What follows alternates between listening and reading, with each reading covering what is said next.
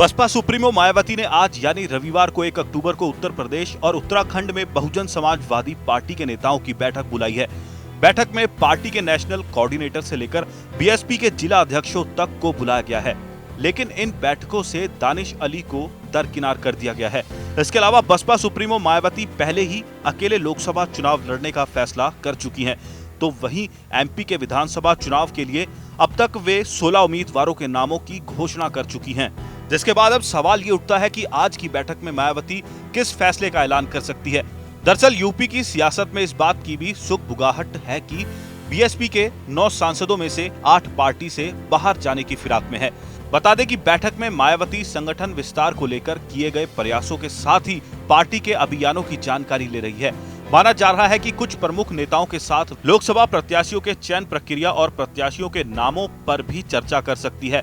बता दें कि मायावती फिलहाल इंडिया और एनडीए दोनों से दूरी बनाकर चल रही है, लेकिन राजनीतिक जानकारों का कहना है कि चुनाव के पहले तक राजनीति के हालात को देखते हुए किसी नई रणनीति की संभावना से इंकार नहीं किया जा सकता।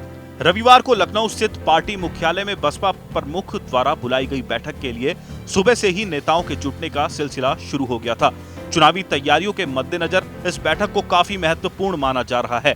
बैठक के बाद मायावती यूपी उत्तराखंड के पदाधिकारियों को संबोधित कर सकती हैं।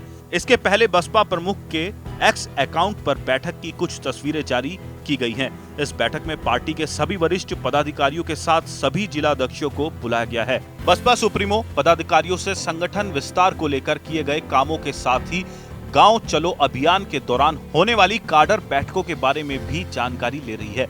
मायावती लोकसभा चुनाव को लेकर पदाधिकारियों के साथ चर्चा कर रही है, जरूरी दिशा निर्देश भी दे रही है। रविवार को लखनऊ स्थित पार्टी मुख्यालय में बसपा प्रमुख द्वारा बुलाई गई बैठक के लिए सुबह से ही नेताओं के जुटने का सिलसिला शुरू हो गया था। चुनावी तैयारियों के मद्देनजर इस बैठक को काफी महत्वपूर्ण माना जा रहा है। बैठक के बाद मायावती यूपी उत्तराखंड के पदाधिकारियों को संबोधित कर सकती हैं। इसके पहले बसपा प्रमुख के एक्स अकाउंट पर बैठक की कुछ तस्वीरें जारी की गई हैं। इस बैठक में पार्टी के सभी वरिष्ठ पदाधिकारियों के साथ सभी जिला अध्यक्षों को बुलाया गया है। बसपा प्रमुख पदाधिकारियों से संगठन विस्तार को लेकर किए गए कामों के साथ ही गांव चलो अभियान के दौरान होने वाली काडर बैठकों के बारे में भी जानकारी ले रही हैं। मायावती लोकसभा चुनाव को लेकर पदाधिकारियों के साथ चर्चा कर रही हैं, जरूरी दिशा निर्देश भी दे रही हैं। मायावती राजस्थान, मध्य प्रदेश समेत 5 राज्यों में होने जा रहे विधानसभा चुनावों में पार्टी के अच्छे प्रदर्शन के लिए पूरा प्रयास कर रही है। अगले लोकसभा चुनाव की तैयारी में जुटे बसपा सुप्रीमो मायावती जातीय समीकरण को सबसे प्रमुख आधार मान रही है।